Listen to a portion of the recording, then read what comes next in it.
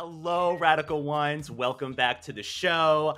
Today, I am very excited and humbled to welcome award-winning director, screenwriter, and producer, Ansel Faraj, to the show.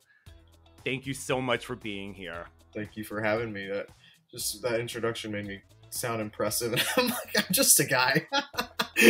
To me, what you've done being a self-taught filmmaker and then starting at the age of 6, knowing what you want to do, to me, that's extremely impressive. Well, thank you. Yeah. You just do you, right? You just yeah. I don't really, think about it, or I try not to think about it anymore. If I ever have thought about it, it's just kind of happens and just keeps happening. Luckily for us. So, right at the start, appropriately, you are named after photographer Ansel Adams. Yeah. So this is true. This information. True. This is true. So the story is my dad was drunk and watching Ken Burns' The Civil War, and at some point got a wild hair up and thought, oh, I'm gonna name him Ulysses after Ulysses S. Grant. And thank God that did not happen. Because what a name to be bared with. And instead, there was an Ansel Adams exhibit in Los Angeles, and my parents saw the advertisement for it on Santa Monica Boulevard, and they're like, "Oh, okay." And growing up, I got the Zoolander. Oh, Hansel, he's so hot right now. And I used to say, "There's no H. The H is the middle name." But now it's all good, A fellow H. I love a good H in the middle name. Yeah. For the listeners out there, I feel like Ansel and I came to know each other really over Dark Shadows, the original Gothic soap opera classic, of course. And that's really what I first knew about Ansel. And then going through his filmography the last few days in preparation for this, I am just blown away with, honestly, what you have achieved. Because to me, as a kid watching Dark Shadows, much like you, when you started out, watching it, to do that to me was a dream, and you're actually living it. So I just love this, honestly, truly, truly, truly. Thank you. I mean, you're not the first that's told me that. Mark Perry, who's developing the new Dark Shadows reincarnation TV show, has told me the same, and I'm just like, it just happened. It's not like, I had some elaborate strategy to fall into. I tell the cast, I'm like, I was lucky. I'm so lucky that I fell in with you guys, and you're just this crazy extended family that I'm very lucky to have, rather than, some Machiavellian Dr. Mabuse strategy of, I'm gonna get them. But yeah, it's surreal. It's made me it gives me like pause when I do watch the show now, because it's like I see them through the characters. I see all their tics and nuances and things that are like who they really are. And comes out. It gives me anxiety and stress when they go up on a line or something, because I'm like, oh God, I understand the panic and the pain that they're going through. Yeah, it's weird. I don't think about it. I do my best not to think about it, because yeah, also it's like, I don't want to be an egotistical lunatic and think about Which it. is great. I mean, that's always wonderful. Staying grounded. Yeah, especially in this industry, especially here in LA. That has a lot to do with it, just my upbringing here in Los Angeles, with all the phoniness. The phoniness is toxic, and I can imagine. Wow. And there's so many people that are just talkers, and they're full of shit. And so I do my best to try not to be that person, because I can't stand that person. Like, you're setting a new standard then. well, Going forward, this is how it should be. yeah, I try. Okay, so this is amazing for the listeners out there.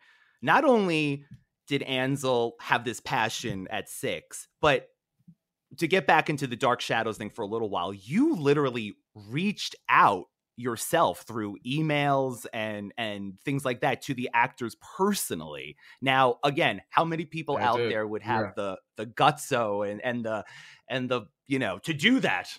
Catherine always tells me, she goes, I get 100 emails a day and then some, from all kinds of people asking all kinds of crazy questions, and she goes, and I don't know what possessed me to open your email and read it and respond to it. I don't know why. I still don't know why, but something made me do it. So life is funny. Yes, extremely, extremely. Yeah, I mean God, I don't want to like get way too metaphysical, but it's like there is such a thing as luck. It does exist. It's I mean, I can't explain it. I can't explain it. It just, like I keep saying, it happened. It just happened. I had a script that I had wrote when I was a teenager, and then I was 19 going on 20, and I said, I'm gonna do this. Prove my dad wrong that I don't need to go to college and I don't need film school because I've been doing it for so many years. Also, I should include that I'm from Los Angeles, but I have no industry connections. I don't have family members or friends in the industry. Being in this industry is very difficult, incredibly difficult. There are so many people out there wanting and trying and struggling. Yes. And a lot of it does, run on nepotism. So I have none of that. I didn't even go to film school. I taught myself. So anyway, my dad was like, even if you go to like UCLA Extension or something, like, just, because my dad is of an older generation where you do school and then you get a job and this is how things work. And the film industry does not never operated in a traditional model. Truly. What's going on right now with it's in shambles. But going back to the topic, anyway, I said, let me try this. I had already met Nathan Wilson and we'd done a comedy together, and I said, well, he could play Inspector Loman, and so I have a lead that can do this part. But so I emailed Catherine, and like she said, I don't know why I opened and responded to this thing, but she did, and we met. I was having a casting session in West Hollywood at a casting facility, and Spike Jonze was over in the wow, casting something, and she came in, and that was really scary because here is Maggie. Surreal, I could imagine at first. I mean, the first time. Yeah, and I was very young, and I had worked with Lyndon Childs, who was sort of my mentor at a very early age, or at least at the end of my teenage years.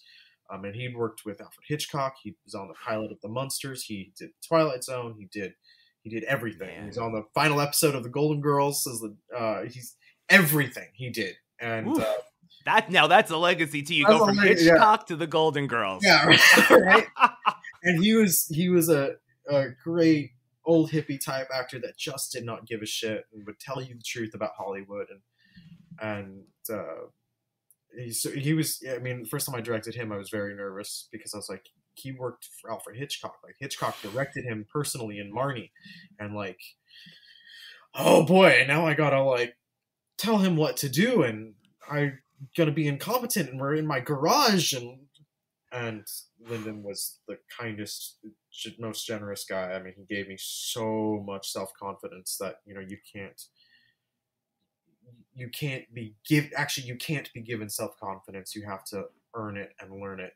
If that is not the truest statement ever, honestly. It is. And he gave me that venue to earn it. And I'd worked with a professional actor, and I knew Nate because he'd done this comedy for me. Anyway, so Catherine was the first. She comes in. She's Maggie Evans, you know, a little bit older because Catherine looks amazing. And truly, every time I see pictures, I'm like, my God, what a beautiful woman. Portrait up in the attic somewhere. Yeah, it's aging for her. Yeah, and even then, I think that portrait's probably still also looking good. But like, you know, it's Maggie Evans with blonde hair, and I'm just like staring at her, and she'd read the script, and her character. Now, I wrote the script. I wrote Dr. Mabuza for Jerry Lacey. Never thinking. Which, again, another. I mean, the names. Dark Shadows fans. Yeah, his voice is scary. You know, he used to scare the crap out of me as Reverend Trask. I would just like, he was the scariest thing on that show. Truly, and so in the zone. Human. Yeah, and he's human. That's what makes him even more scary. You know, there's nothing more frightening than a lunatic man with power, as we know very well. I wrote the part imagining Jerry Lacey. Never thought. I had these two psychic witchy sisters that I imagined, you know, in an ideal world. Oh, Catherine Lee Scott and Laura Parker. Never thought. So Catherine read the script. She knew the character, and her character jumps from something at some point in the film. And she said to me, how are you planning to do this? Because I've already leapt before. And I was wow, okay. And I was just like, well, and then I explained, you'll stand on an apple crate and you'll do this, and then I'll put the camera here, and then we'll do that, and explain to her all the practicalities of how I intended to shoot this film in my garage with a blue screen cyclorama. Okay, that's what I was going to. Is there blue screen around this garage? Okay. The entire film was shot blue screen. And then I put in the world behind them after the fact. Amazing. And she was like, okay. And she said yes. And then Jerry Lacey, I messaged him. I didn't hear from him for like a month, and then he got back to me, and I held a couple auditions for because I was like, well, I'm gonna make this movie now. It's happening. Like, the train has left the station. But then he got back to me and said, I just saw this. I don't even know what this is, if this is happening, but I'm sort of intrigued. He also thought it was a short film. He did not know that Catherine was now in discussion with me. Oh, amazing. Oh, wow. And so then and he's married to Julia Duffy too, so you know. So I just like the smile I'm having just hearing you talk about these names and you communicating with them. It's just yeah, I mean, but they're just people. They're just like, Jerry is just Jerry. Jerry is like this cool dad that like explains to me how to do my taxes and things like that. Amazing. Anyway, he says, send me what you've written and then we'll talk. I will call you on this day at this time. Okay. I send him the script. The script is like 100 pages. So then I get a phone call. I remember it was like a Wednesday night and I was about to eat dinner. I got a phone call. I answered the phone. Hello, this is Jerry Lacey. I'm like, oh my God. And he goes, I thought this was a short film. And I got 100 pages. And my wife and I didn't know that it was Julia Duffy at the time, my wife and I are intending to go to Italy in June. But I like this, so convince me. And I'm like, I'm just about to eat dinner. Now I'm battling for my life. So I did. I just went into my spiel and talked to him and explained to him how I was going to do all this stuff, you know. He's like, I see. with that, that voice. And so I seemingly convinced him, and then at the very end I knew, okay, this is my ace in the hole. And he says, well, who else is in the film? And I'm like, well, your castmate Catherine Lee Scott. And well, I didn't talk like that, I was like a kid, so it was more filled with terror. But I said, Catherine Lee Scott's in the film and she's gonna play this character. Oh, she is. Oh, okay. Well, let me get back to you. I'm like, okay. I have to talk it over with my wife. And then the next day he emailed me and he goes, well, I guess we won't be going to Italy. Wow. So, and then it just kind of snowballed, and then suddenly Fangoria magazine was interviewing me and putting it on the cover.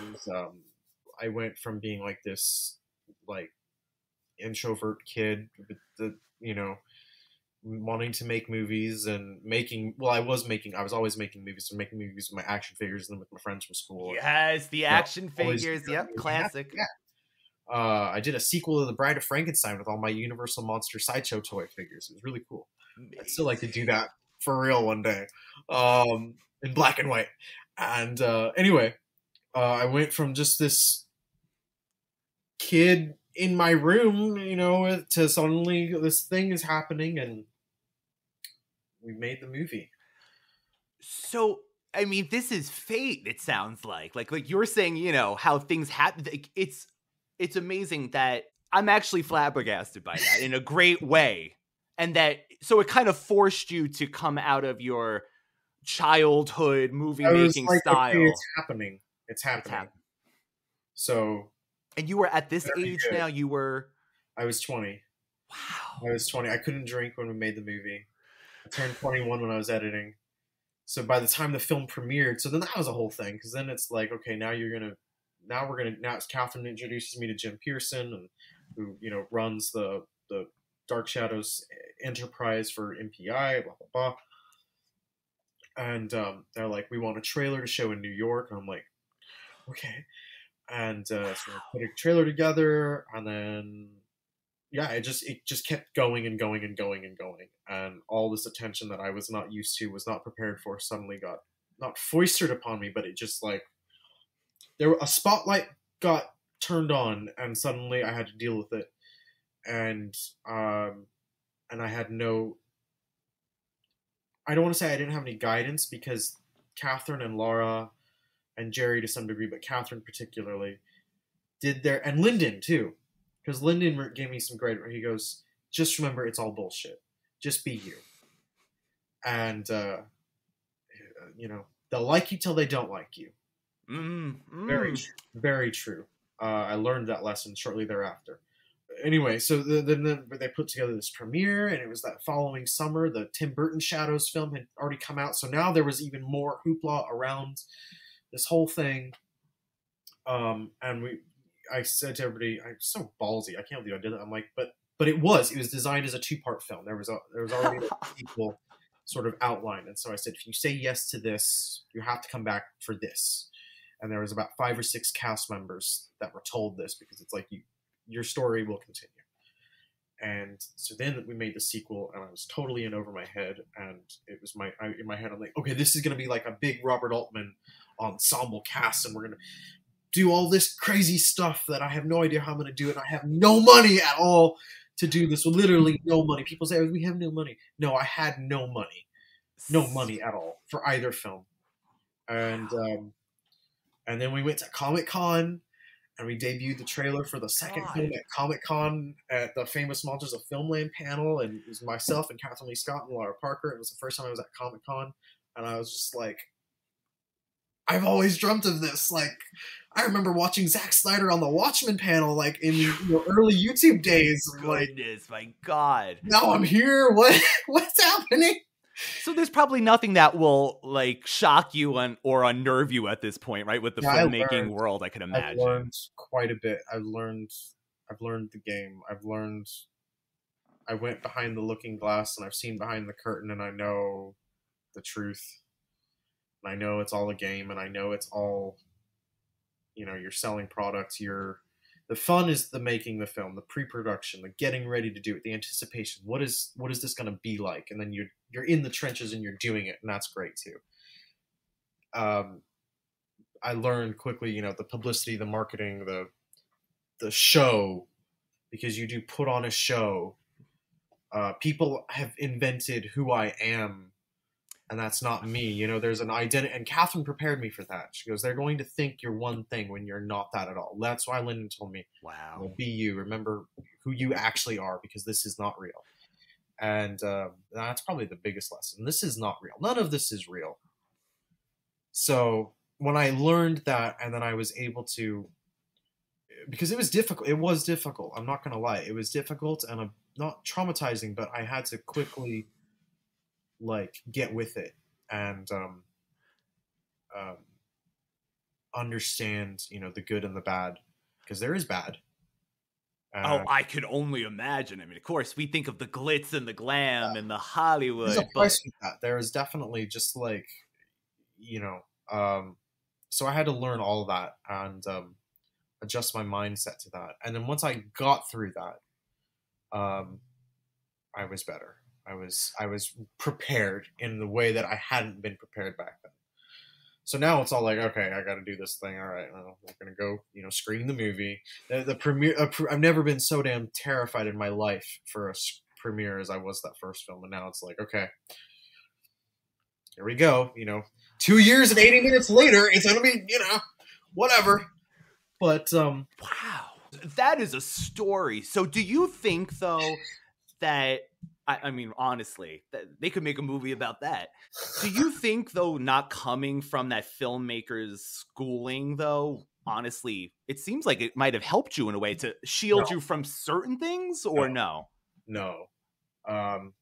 It doesn't, because, no. I've met several people that, like, a friend of mine went to USC Film School, and he tells me, I'm like, what the hell did they teach you there? They didn't teach you shit. Like, you literally don't know what I'm even talking about. Like, and you went to like the most prestigious film school in the world, and you don't know what I'm talking about. And he's like, yeah, but no, nothing can prepare you. You know, they don't teach you how to make a film. They teach you how to not make a film. They teach you. From what I've heard from other people, I mean, there was this other guy that I knew. I went to film camp. That's really sad. Ooh, film camp. Don't make that like sound like it's great. And, you know, that's like really embarrassing that I bring it up. But like one summer when I was in junior high, there was like a film camp that happened. And so I was all gung-ho for that at the time then, because I was like, oh yeah, I can go make another movie. So I you know, stayed kind of friends with this one guy that also wanted to make movies. He ended up going to Chapman, and now he works in like an office, a veterinarian office. Wow. Okay. You know, graduated. Complete opposite. So I'm like, yeah, well. So no, film school, I don't know what they teach you there. It's not worth it. Best film school is to just get a camera and start and teach yourself, make a film, like Tarantino says. I mean, that's a cliche answer, but it is the truth. But it won't teach you what comes after. That is something. Because you also, I mean, I don't want to, again, I'm going to sound very highfalutin. My mom's from the South, so, you know, some of these terms come out. But, like, yeah, you can make a film, but then can you follow up? Can you sustain? Of course, the next. They're always looking for your next, and what you can do next. If you have nothing behind you, you're definitely not going to last, especially here in LA. If you have nothing behind you, even just personally, just getting through the ringer, because you get put through the ringer. I was totally like not prepared for that. The battering that comes along. You were fresh-faced 20-year-old. Yeah, and I had no idea what I was like. I used to watch my movies on my TV in my room, and now it's on a 60-foot screen, and there's all these people. The line that went around the theater was just, we were all like, oh, Nate was like, whoa, this is real. So yeah, I mean, nothing, whatever I can say is still like not even close to like the actual feeling, and nothing can prepare you, nothing can teach you how to deal with it. You just gotta. I mean, that's why you see so many people fall into drugs and alcohol and fall apart, Yes. because Yes. it's tough. It's tough and it's brutal and it's unrelenting. And people do not give a shit. People will tell you it's great, and people will tell you you're a fucking piece of shit. You know, they don't care, especially in the internet day and age. So the internet is just so brutal. It's like going to war. yeah. The Making internet. a film is already going to war. Just making a film by itself. Putting your passion into something, and your then passion, putting what little savings you have into it, putting everything, your blood, sweat, tears. Yeah, that's. I feel like I've rambled enough about that, but it's. No, I mean this is all amazing. This knowledge that people, our sophisticated audience here, you get this highfalutin speech over here. They're used to this New York voice with this thick accent who can't speak, and now they're getting this. I love that voice, by the way. That's a great. I'll sometimes do my own New York voice when I get all. You got one too. I gotta do it, you know. And I have all these characters that run around in my head. I got a Brooklynese landlady that I wrote a script about. I was just gonna say you're from Brooklyn. Yeah, Alma of the apartment. That will happen one day. Oh, good one. And she talks just right up here, just like Fran Drescher, and she's, you know, you're late on your rent. Anyway, I won't. She probably has some cats too, right. And she's got a son that she calls. Nephew. So you mentioned your follow-ups. That's something I honestly love in a lot of your work, because I noticed that you'll have characters reappear, sequels. As a matter of fact, I'm really excited to ask you about the Will and Liz potential sequel that I noticed listed. But is that something that you find satisfying, being able to go back to a character you started in one place and then, like, you know what, I'm bringing them back again and we're going to continue this tale, which is something I don't think a lot of filmmakers do or get a chance to do. Yeah, on the flip side, you have the Marvel movies where it's just an endless barrage of, you know, the repeating characters of Star Wars and stuff. But I mean,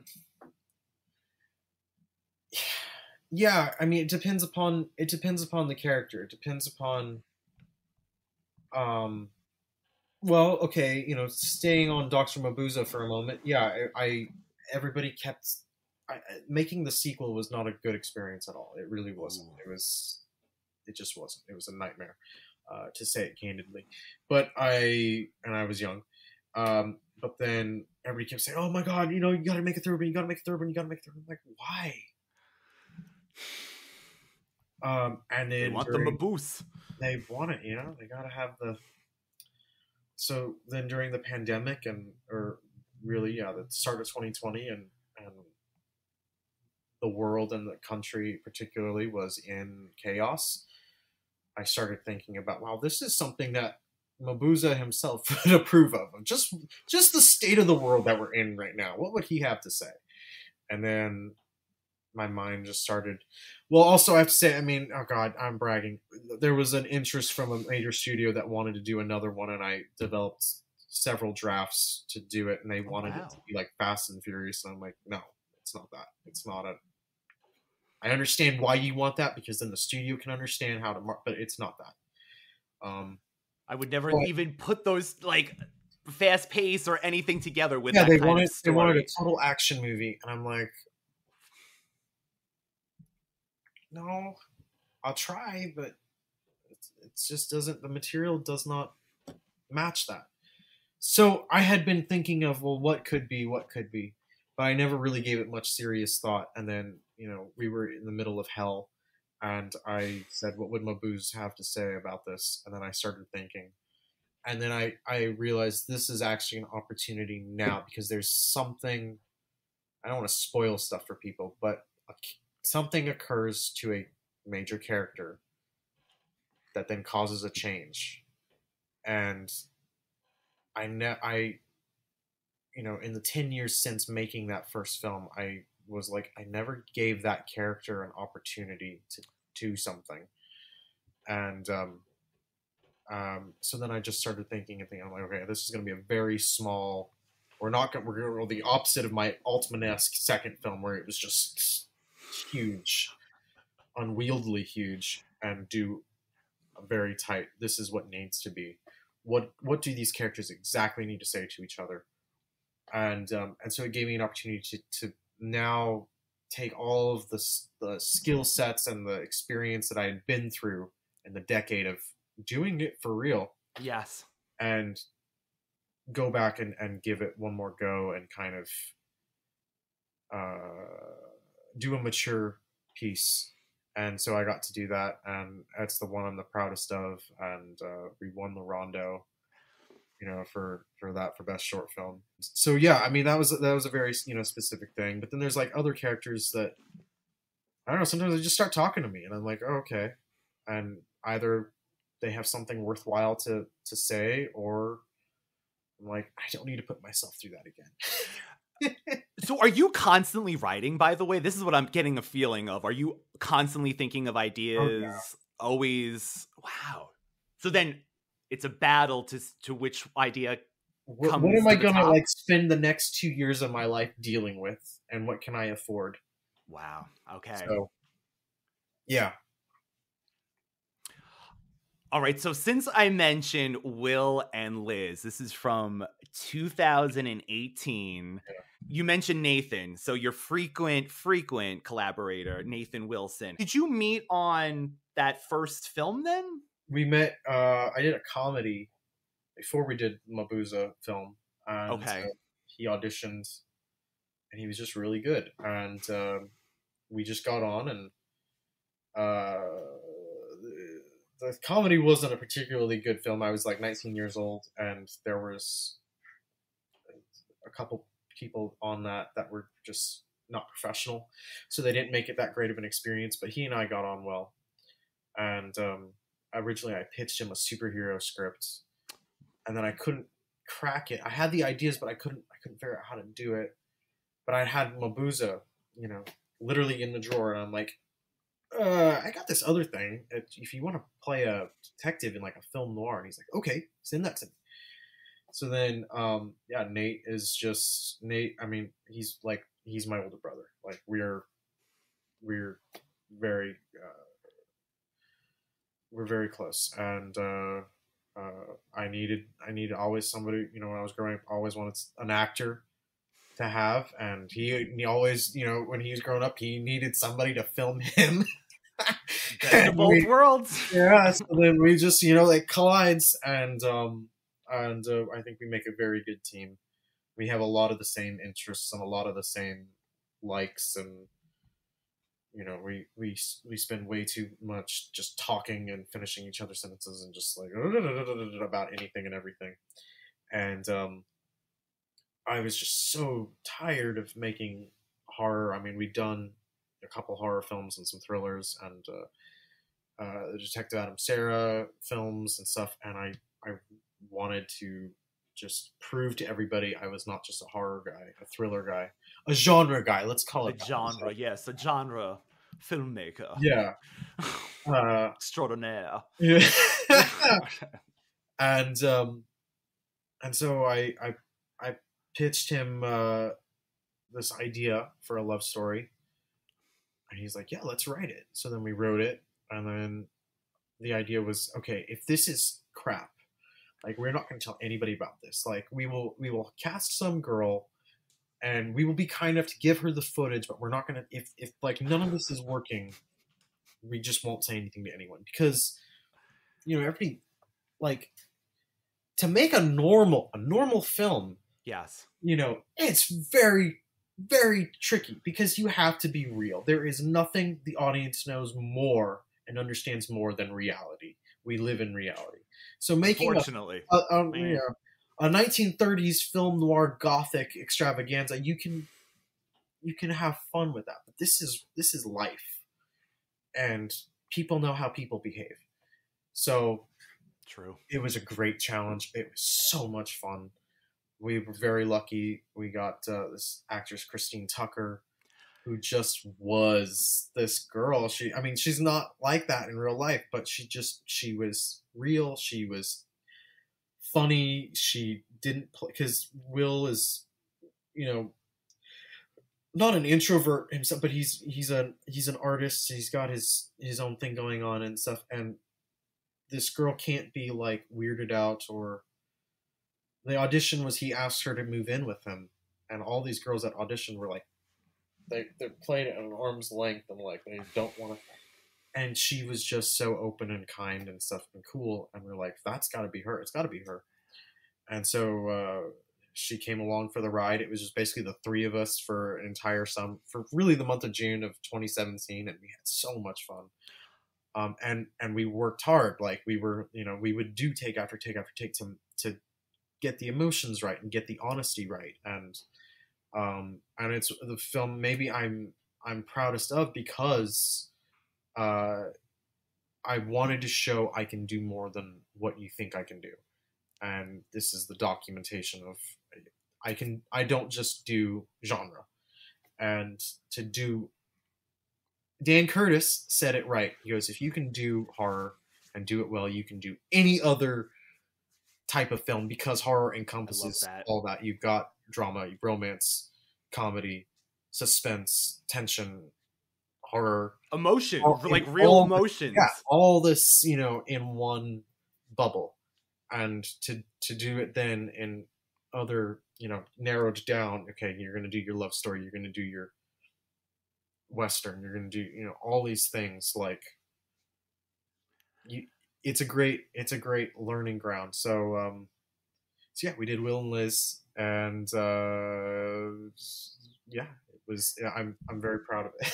So Nathan, by the way, like I was saying, frequent in your films, there's something of very warm presence that he gives off, I feel like, in all of the roles that I've seen him, even, you know, when he's more serious and things like that. But I have to say, from the first scene, the chemistry felt real. So the fact that it was just the two of them for the majority, you know, like you said, it's the three of you. Yeah. It just flew so beautiful and felt real with those emotions. So I have to ask though, so since this is one of your most personal films, the whole time I'm going, wow, I'm feeling like this style looks very familiar. You know, I'm like, the look of Will, I'm like, is this Ansel? And then that last shot in the credits when you're sitting next to Nathan on the bench, and, you know, you got a similar look going on. I'm just like, well, that was, well, he did wear my hat, but no, that was more just like, you know, each character has to have their own appearance, and this was because even Liz was very carefully designed. She has to be this like hippie chick. So Will has to be like this artist, and no, it's not me. I mean, it's not. It's you write. Yeah, you write what you know, but there's as much of me and Liz as there is of Nate and Will, and vice versa. And but yeah, that was shot was we were just like, because we wrote it together. It was the first thing that we really wrote together. So then I was like, okay, well, let's do a mirror image and just have fun with it. And yeah. So can we look forward to the Will and Liz part 2? Is this real? It was more real like 6 years ago. When we okay. made it, and I had ideas, and we discussed it. The three of us discussed it kind of in depth. Yeah, it would be interesting. I mean, I don't discount it. I mean, to your initial question about revisiting characters and stuff, it would be interesting. I mean, I think about where they are now and what they're doing. It's also funny in revisiting it. It's not a healthy relationship that they have. You know, man. I mean, she's a sweet. Oh, I think maybe it's because I know Christine, and Christine is just like a sweetheart and one of my, you know, closest friends and one of the nicest people I know. But Liz is maybe not the nice. She kind of plays with Will. Oh, and that's a real emotion, honestly. that scene in the when he visits her at work at the bar, I was like, oh my god, you could feel the coldness from here. Like that was real. That felt pretty real. Yeah, and he's a bit possessive. He's a bit, you know, they have issues. They totally have issues. So, but a real relationship. That's why I think it really it plays out like real life. I'm sure this situation has happened to many people. They can feel the emotions in that. Yeah. So it'd be interesting to see, you know, in a couple of years, where are they at now? How have they grown? How have they not grown? But Christine is she is back with us on The Great Nick D, our film that we were in production on, and so that's fun. It's we wanted to have. I mean, I know that we're going to discuss that later, but we wanted to have all of our cool repertoire company come back, and I'll have roles in that, and she was going to play one thing, and then the schedule didn't work out. We're like, wait, we got this thing that's actually a little bit cooler for you. And she goes, yeah. So, yeah. It's Christine's just like so nice. And her and me and Nate, we just had a ball making that. I mean, we laughed so hard making that. And, we would do a fight scene, and then afterwards we're just cracking up at it like, oh my god, you really gave me like the death glare there, and just the funniness of behind the scenes thing. And then we would go and we'd drink, and then we'd do another scene. So it was the best. It was so fun. Do you happen to have the physical disc in your physical media pile there? Which, by the way, I am such a physical media person. I am so glad that Ansel has. Ooh, look at this nice collection. I've lived up. I know as frustrating as this industry can get, and at times I hate it because it's just so obnoxious. When I was growing up, as did you, we came of age with the VHS and then DVD and stuff. So I would thankfully I feel like, right, perfect time. Kids these days, they don't know what it's like to have to rewind a videotape. But like Suncoast and Sam Goody and Tower Records, and we were lucky. But I would be like, one day I'll have my movies on DVD. And so this when I get really frustrated, I'm like, it exists. They made it. They're on DVD. They're on Blu-ray. But yeah, Will and Liz, I'm a huge physical media supporter. Streaming is not forever. Although all my streaming. But even down to Ansel, I feel like the music rights with movies with streaming now, where they'll completely change the soundtrack because it's not, it's terrible. And they can edit the film again.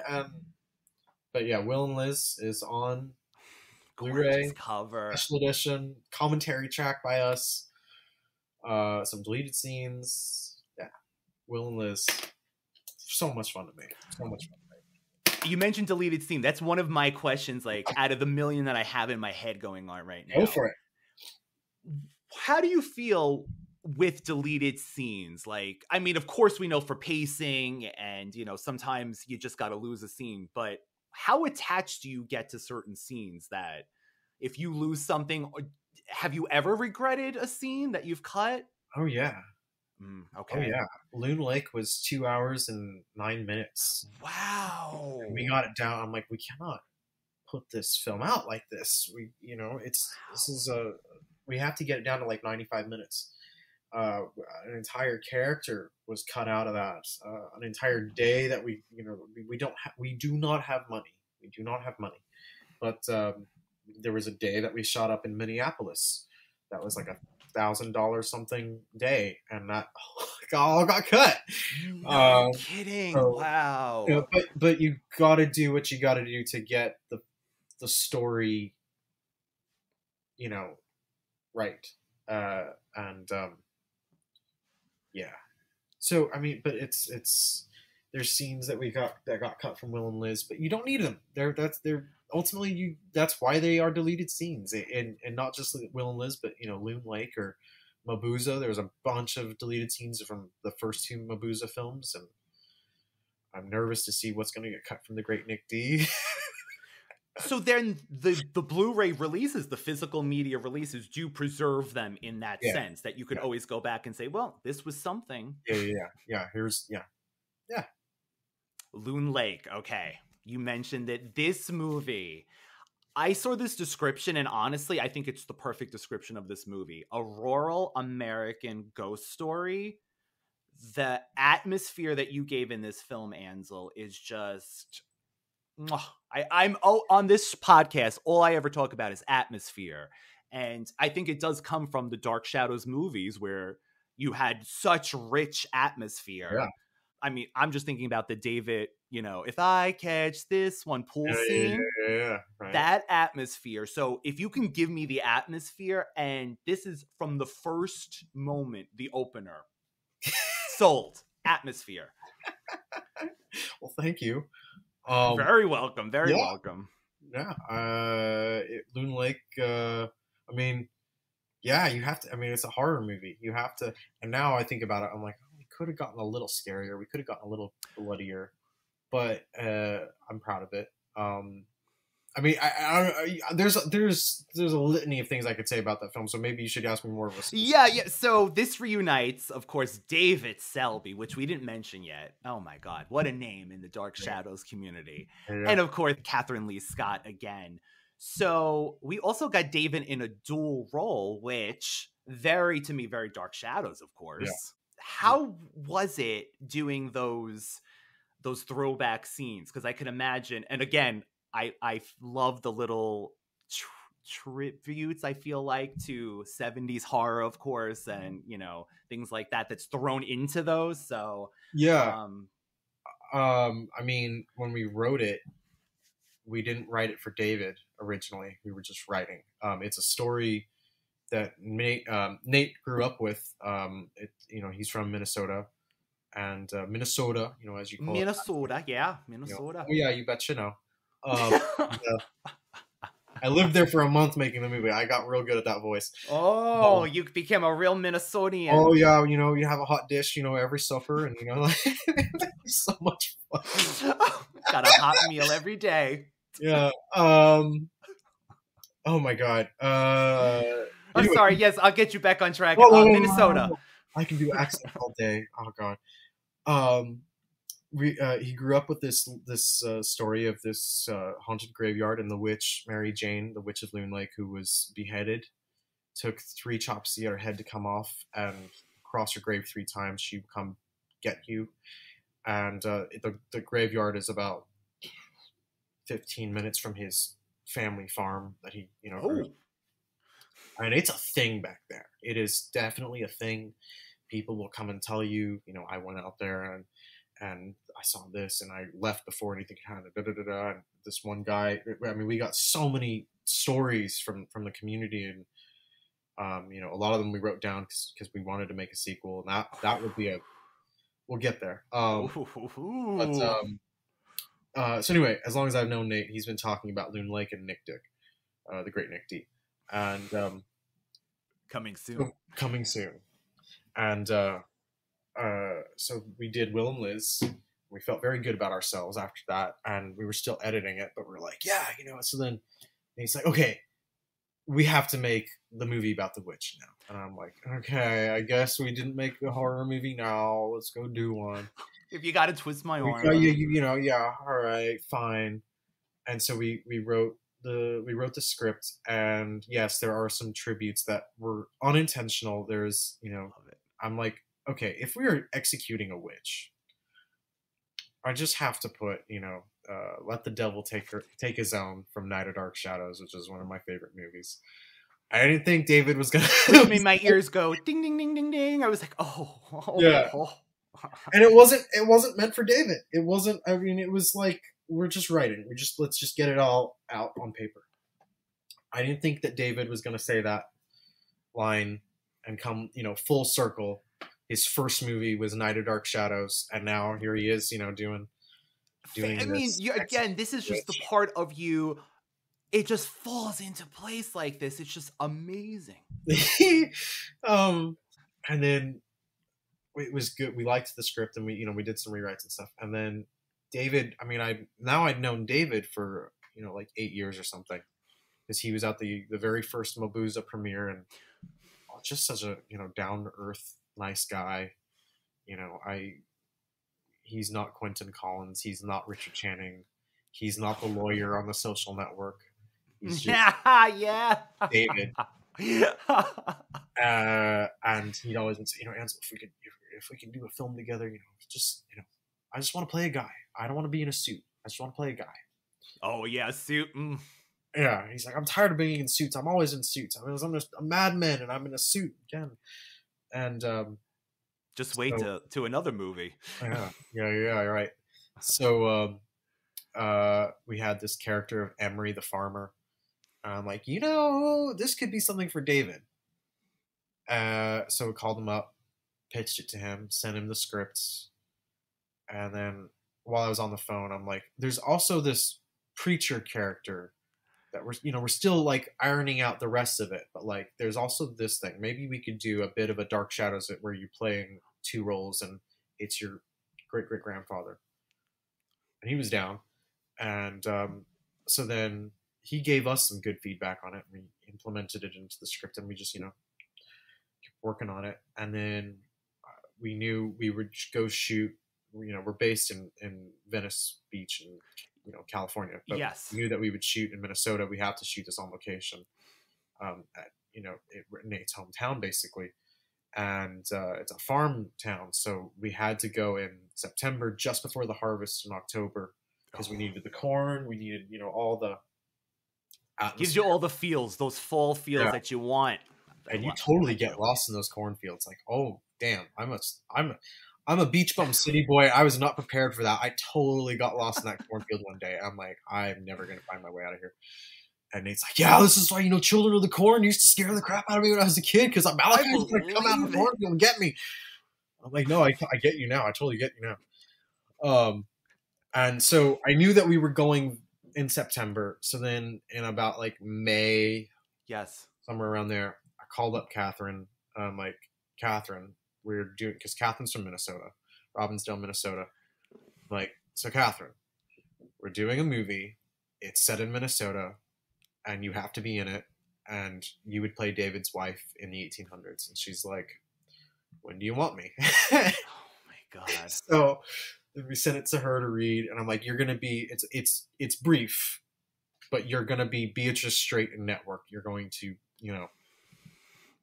you give him the business. And she's like, okay, that sounds fun, And so long story short, we make this film in Minnesota. We drive cross country. Myself, Kelly Kitko, who played Mary Jane and was a co-producer, Nate. That was a fun road trip experience. I'd never actually driven across the country till then. I'm sure that gave you ideas for movies as well. Oh yeah! Oh my God! We're in the car and we're just like all three of us. The movie was supposed to be a secret, so of course the entire town knew, and they were, of course, it was a very small town.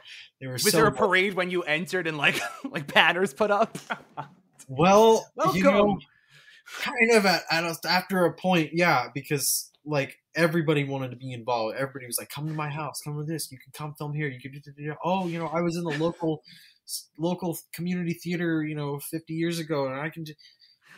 So everybody wanted to be in the execution scene. Everybody wanted to be, there. And then we shot some scenes that got cut from the movie. But Mary Jane the Witch is like coming down the main street of the town. Ooh. And a dead body in the middle, and there's blood everywhere and stuff. And everybody is in the buildings, and they all are like taking pictures like TMZ, and they're all just like, and they would come up to us and they're like, we have been waiting our entire lives to see this story, come to life. We've all grown up with it, generation after generation after generation. Our grandparents would tell us about the witch, and and now it's happening. So you don't hear that in Los Angeles. You don't get yes. I could only imagine. So that was, it meant a lot. And everybody wanted to be in the execution scene, so we had to narrow it down. We only had, so many wardrobe pieces that were, semi-period authentic. And Catherine flew in, and her brother and sister-in-law picked her up, and we had them in the execution scene. Oh, that's amazing. And David is in the cloak and the hair and the whole thing, and it was wild. And so then we were going out to shoot that scene. Nate and I are leading the parade, literally, and I'm like, dude, you got to look back, look. And there's just there's like 15, 16 cars, following us in succession. I'm like, that's our movie back there. Like, Gosh, we don't get this in LA. Nobody cares in LA. Everybody's doing it out here. But like, I mean, it was the best filmmaking experience in my life so far. That is it probably still will be the best filmmaking experience. I mean, I've never had, hopefully I have, more fun experiences and stuff, but like everybody was just so welcoming and enthusiastic and couldn't believe that this was happening. And then David Selby rolls into town and they all like cabbaged on him, and they're, oh my gosh, we loved you. Oh, here it comes. Maybe our parents wouldn't let us watch Dark Shadows, but our babysitter would, and can we take a picture with you? And he was just loving it. And Nate's like, I wasn't expecting this. I'm kind of embarrassed. And I'm like, but like, this is great because everybody's going to talk about it. So, we made the front page of the county newspaper, or the Worthington Daily Star, I think. Our pictures on it. It says Loon Lake Film from Hollywood filmmakers. And we're like, whoa, okay. So do you have that local headline? I know I'd be taking that bought, paper. like, we all bought like several copies, and then our sound guy, is like this hipster. He now lives in LA in Silver Lake, and he did not belong in Minnesota, which is why he's now out here. But like total hipster dude, would roll his own cigarettes, had tattoos everywhere. Oh. Really funny guy. Him and Kelly went into the gas station, and the local gas station, and there was this little boy that was selling candy bars for his. I'm sure that you've done this, like a school event or like fundraiser thing and stuff. And so the guy behind the gas station counter, recognized Kelly and him, and because our picture was on the paper, and the kid and David, Karen, he goes, "Yeah, we're kind of a big deal around here." Oh. So then we had Kelly.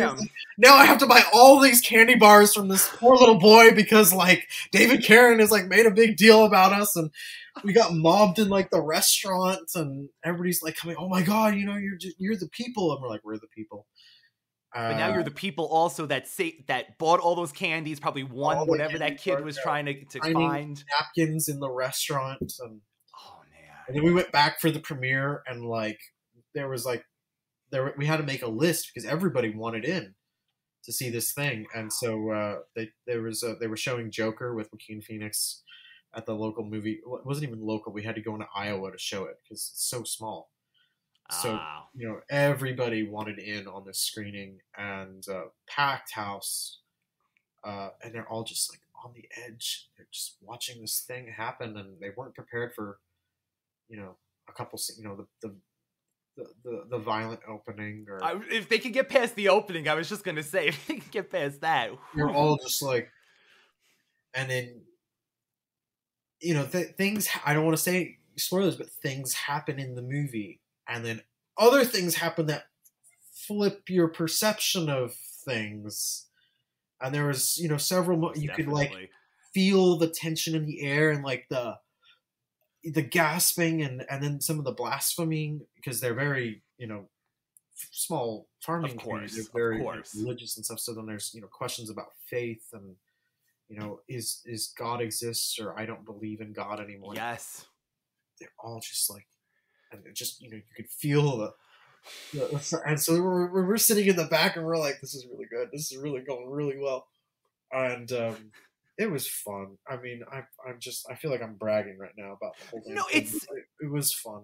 It has to be one in a lifetime experience to go to a small town like that and be welcomed, and the excitement that they brought. I mean, like you were saying, it's a folklore in that town, but this is something that I feel like every small town in America, probably half of the world, can imagine, because every town has a lore, a ghost story, a witch, and you just brought this town's real life folklores to, to the screen, which is Yeah. amazing. Yeah. I mean, we've got so many messages and Facebook messages and emails and people, we're showing our kids this movie now. They're finally old enough to watch it, and I'm like, this is gonna blow up into a thing. A couple years from now, we will go back and it will be a thing. It will be like the equivalent of a Dark Shadows festival, but it'll be the Loon Lake Festival.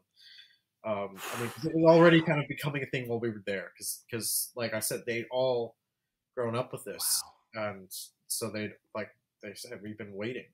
We never thought this could happen, but we've been waiting and hoping that somebody would tell this story. And then also it was a bit emotional because so many of them had known Nate, because they all grew up together. Yes. They're like, you went and you made it in Hollywood, and now you're here and you're bringing our community's heritage, putting it on a big screen. And Nate's like, well, we haven't made it in Hollywood. In Hollywood, we haven't made it, but out here, yeah, it's very humbling and gratifying, and it's I mean, equally surreal for different reasons. Yeah. You well deserved too. So hey, now of course I want to get into Todd Tarantula, but I want to mention before we get into that, The Most Haunted House of Venice Beach from 2021, which won the best short film in that year. Yeah. Would you describe yourself as making love letters to Venice Beach, Los Angeles area, kind of like with your movies or your short films? I think like everything else, yeah, that's just happened. We did after we did the two Mabuse films, we did The Last Case of August T. Harrison with Jerry Lacey, which is a H.P. Lovecraft noir that takes place in Venice. And growing up, in here, I'd always wanted to do like a Venice movie, a Venice story. Venice has a huge, Charlie Chaplin began here in Venice, kid at auto races, the auto races in the Speedway in Venice. Roger Corman did a bunch of his stuff here. Orson Welles shot Touch of Evil here. Curtis Harrington, it's always been a hotbed of filmmaking, creativity, and history. So I'd always wanted to do a Venice piece, and so August Harrison, bragging again, but like, no, please put him up. Was the sort of first Venice piece, and I was like, yeah, okay, I've done it. I've done it. We went to the Venice, which, by the way, Loon Lake is there too, right? Do you want to just hold that up for everybody just to see this beautiful cover? The colors.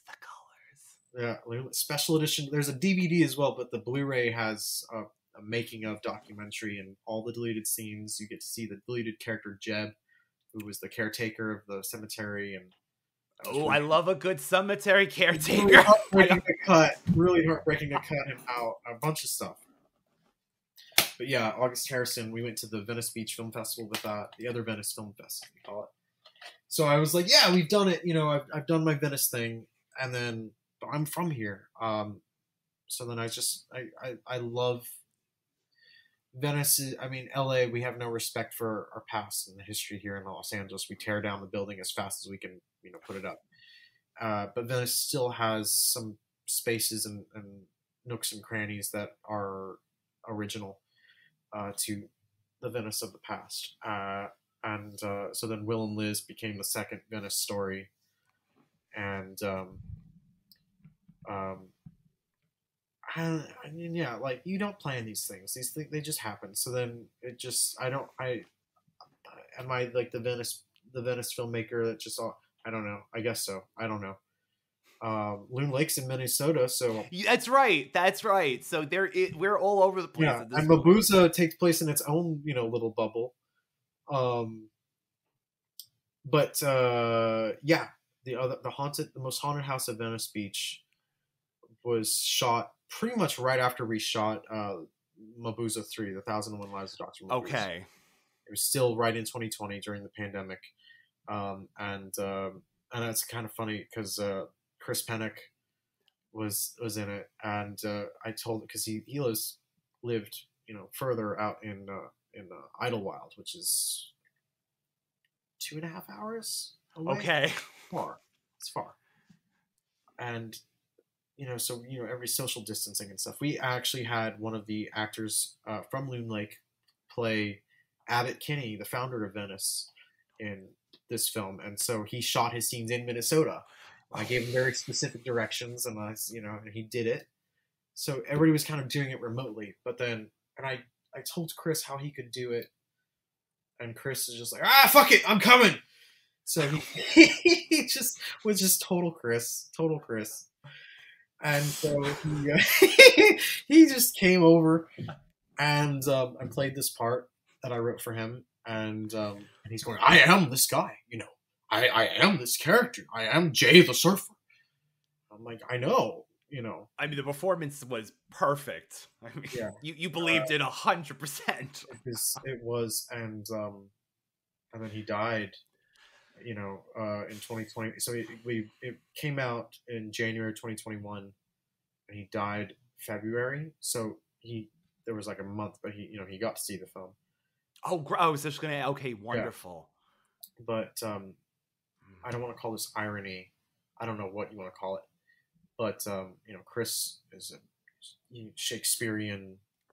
You know, I always describe he was a volcano of a man, and just it would come out, and he would, you know, God damn it, we're going to go put on a show. You know, that's Chris. And, a presence. Oh my God, the presence doesn't even begin to describe. But he was great. But the film ends with him doing The Tempest. You know, we are but stuff that dreams are made of, and our little lives are rounded with the sleep. And funny how life is. That's the final performance that he gave us, and he ends. I'm gonna get emotional right now thinking about it. I actually was trying to put the times together, and the fact that it is his last performance. Wow. Yeah. So yeah, I'm proud of that one. And then we won the Rondo for that year. Yeah, it's how do I explain it? Well, I did the opening narration. Yes, I was just gonna bring that up. We got a little voiceover narration in the beginning from you. I tried to be like Carol Reed at the opening of The Third Man, where he's like, I was going to tell you about I remember the old Vienna. And so it was a bit of that. And as I said, I tell ghost stories, but this is not your normal ghost story. So it's not even a fictionalized history. It is the history of Venice, told through people who experienced them and them talking about their life. Yeah, the various archetypes or stereotypes of Venice Beach from different decades. It's a documentary, kind of a mockumentary. You get a little history in there too. Yeah. You got a little history. A lot of history, because everything that you see is genuine historical photographs and documents. Photographs. Ooh, yeah. Love that. That. So it's an unusual little piece. I don't know what you would ultimately describe it as, but haunting but beautiful. I feel like beautiful but very haunting, because you start to think of your own legacy. Yeah, melancholy. Melancholy. Beautifully said. Melancholy. Yeah. I'm very proud of it. I think it's one of the best things I've done. Yeah. And clearly other people agree. Look at that award-winning film. All right, I can't not bring up Todd Tarantula from 2023. Yes. First off, this was described, and correct me if I'm wrong, Ansel, you wanted it to look like a cartoon, almost anime feeling? Yeah. An anime or a French graphic novel from the 70s where it's just like very rich in color, and the inking is very, like laid on heavily, and just like it's got a texture. And I just want to praise this beginning scene with, is it Andromeda? I want to say Andromeda's his ex-girlfriend, Andromeda. her place, that That's shot that. where the frames and all the picture frames in that yellowish hue, ooh, and that orange. There's right after they're following, there's a, the characters are outside, and that orangey yellow, Yeah. gorgeous shots. Thank you. Thank you. So loved. I actually rewound just to see her background again, because that was a piece to have as a background, and the colors just popped. It was a very cool set. It was a very cool set. I mean, is that a real? Was that a real place? Oh, it was a set. It was a set. I mean, it was, it was, so, 10 years ago when this film almost happened, it was going to be probably 90% blue screen, green screen, like the original Timo Boozes. But no, this film, it ended up being almost entirely location or on stages, thankfully. And yeah, that was a set. That was a set in downtown LA. Gorgeous. Whoever came up with that set piece, amazing. This is so on point now with the whole AI issues with Todd's father and the digitalized consciousness. How did you predict the future? My dad showed me Blade Runner when I was amazing movie. Yeah, well, so it is. I love it. But it was like my second R-rated movie. It was the director's cut on VHS, and he just left me alone. I remember it was like a Saturday morning. Oh, and you watched this alone too. I had to have been like 5 or 6. Like, I was just not young. I was not old enough to get it. Take in all of that. But it was just a lot, and this is, early 90s, so it starts off Los Angeles 2016, and I'm like, that's coming, and that's in my hometown, and then it keeps going and going, and I'm like, I don't like this. I don't want to live here. I don't want to live in this world. I do not like this.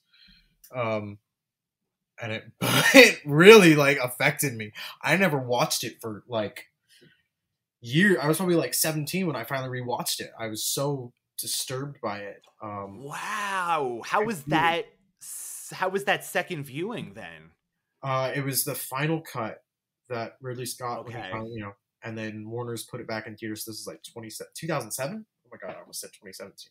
2007 when it came back out, and the years flying by. Yeah. So I saw it then. And I remember even just being like, okay, why am I doing this? Because I hated it. I don't want to live. Also, I'm sure you remember, because you're of a similar age group that I am. AI, artificial intelligence, Spielberg film with Taylor Joe Osment. Oh, yes. I never need to see that again, experience that again. So, opening day, June 2001. The entire there was a bunch of like kids in there too, because the first Harry Potter trailer was attached to it. So, my God. Also, like, all the parents like brought, and like everybody knew the trailer was attached. I don't know how we all knew, but we knew. So all the we were all in there, and my God, like by the time that thing ended, like the entire theater just walked out like you just left the worst funeral ever. It affected everybody. So anyway. So I don't like these things. Even great point, though. Oh, I hadn't thought of that film in forever. Yeah, I'm scarred for life, man. I that film was just like, I blocked it. I must have blocked it out, because until you said it, I'm like, oh yeah, AI. Oh my God, there's so many moments. That are stuck traumatizing. Yeah. Mm-hmm. Oh Jesus. So anyway, I don't like those things. I don't want to, I mean, even like, the phones kind of freak me out. But, so anyway, Todd Tarantula, I mean, we were going to do it. Oh, shit. I started thinking about that thing when I was like 17 or 18. But it was smaller, and it wasn't as like crazy sci-fi'd at the time, but it kept building and building and building, because I kept thinking about it. And then when we came around to do it, because after the pandemic, I was like, there was a couple projects that were going to happen. We were going to make an action film that fell apart. It's always money. We're going to do a second Moon Lake, money. And I said, damn it, I'm going to do Todd Tarantula. I've been thinking about this for so long, and if I don't do it now, I'm never going to do it because I'm getting older, and it's about a younger guy, and Yeah. my how you relate and perceive to the world and how people do. He's a very, in my opinion, a very irresponsible, sort of selfish, arrogant little shit. And like, I'm now in my 30s and I'm taking care, I'm helping raise Nate's son, and so it's like now I'm like in my own weird stage of fatherhood, and just like adulting is very different from being, an arrogant, punk when you're, yeah. So Man, isn't it? yeah. So I was like, I have to do it now, otherwise it's never going to happen. And we had tried to raise money for it years and years ago, a couple times. So I was like, I'm just going to pay this out of pocket. I went and I managed a kitchen. I bartended. I bussed tables. I did, the reality job. Got a lot of ideas. I could only. That's a horror story in itself. Working with like the public of tedious boredom and terrible management. But we won't go there. So anyway, I paid out of pocket to make this film. And around then, Mark Zuckerberg started talking about the metaverse. And, the beginning of the end. Yeah, and then what's his name? Musk, with putting the chip in your head. I'm like, why? Why would you do that? So all that kind of, funneled into, the fears and anxieties of the world that we're hopefully not heading for, because I've heard now the metaverse is over. Like, that's not happening, which is a good thing. That's good. Yeah. So all that kind of fit very snugly into the world of Todd Tarantula that had already been built. And then we went and we did it after so many years of thinking about it. David Selby in a suit this time. In a suit. Yeah. With a beautiful cane. Very sharp looking David Selby. I had that cane. I had that jacket of Todd's. I had several things for years because I wanted to make this movie, and I was just like, I got to hang on to these things. Like, do you still have the cane? Yeah. Oh yeah. And there's a sword in there too. Oh, it's one of those with the sword? Yeah.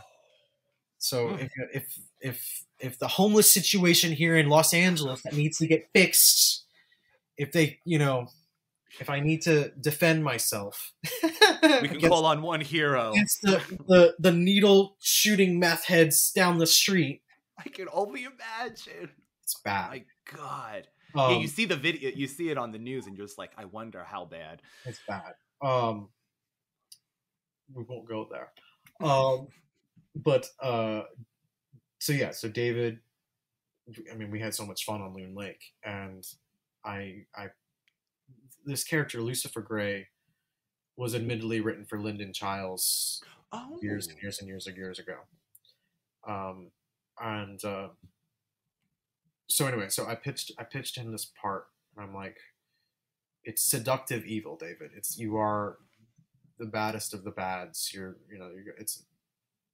But it'll be fun, and this is how I want to do it. And this is, he hemmed and hawed, and he wanted to do it, but he's like, can't there be something redeeming about him? And I'm like, no, because your actions, again, things happen in the movie that I want to talk about, but like, it is good and evil. It's good and evil. I mean, those, the oldest of all stories. So truly, you have to do things that will then cause about other things, but as a result that you cannot be redeeming. Like, no, you can't. You got to be, wicked. You've got to be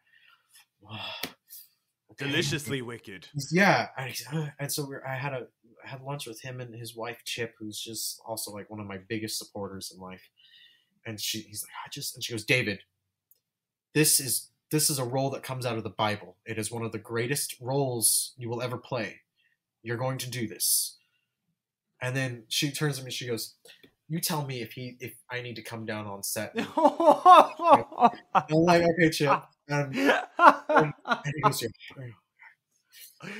yeah, I can do it. And then he called me like a week later, and he goes, because he'd read the script, several times already, and he wanted to do it. Everybody wanted him to do it, and he just had to find that as an actor, where do you go.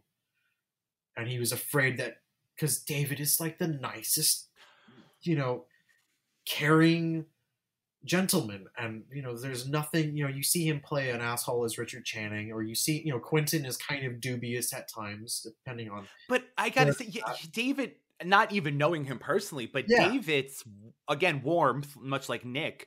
Even with Quentin, you're just like, oh, he's a good guy under there. Come on. Yeah, right. He's just cursed. He's exactly. Just a curse. Get that picture, the portrait we were speaking about earlier out. Get the hand and count the toffee. But oh, the best plot. Yeah. But, so anyway, so he's got to find how to be diabolical, and so then he called me a week later. He goes, "I found him." Oh. I knew you'd find him, David. I knew it. And then, and so the suit was already, this film I've been thinking about for so many years, and the way that Todd looks, I mean, going back to where you said, how Will and Liz, how they're designed. And so these characters, I always knew, the jacket that Nate would wear as Barracuda. I'd had that jacket. Another beautiful name, by the way. I love the names. Barracuda. Barracuda, I will say, Barracuda was named after the car in Phantasm. It's a Barracuda. Oh, smart. Okay. Yes. But I had that jacket for 12 years. I had the cane. There's very, very specific things that I wanted, and I was gonna get. So in the script, he's dressed like Tom Wolfe, in a white suit and the hat and the thing. So David goes, "I think I have a suit somewhere. I think I have it." And so I bought him the hat. Did I buy it? Yes, I did buy him the hat. And then shortly after that, when he called me, he goes, "I found him." Then he sent me a picture, and he's standing there in the suit and the shoes and the hat and the thing, and I'm like, "That's crazy! I'm finally now, after all these years, seeing Lucifer Gray, and it's David." And then when we were doing it, there was moments he would do things, and I was not seeing him; I was seeing Lyndon through. Wow! And I was like, "It's even he's somehow channeling that, unless Lyndon is possessing him, and I don't know what's going on here." You never know. Hey, it's working. And so it was. I mean, it was an interesting film to make. Again, you can throw. I'm blown away by the whole thing that the suit, how that came together, and my God, and then David Selby sending you a photo, just like look at this. Yeah. So this is probably well documented, but over 600 actors auditioned for Todd. 600. Yeah. How is that audition process for you? By the way, well, there was 1,000 submissions. Wow. And then out of those, we invited, 600 some young actors to audition, and they had a scene, and then they would send in a tape.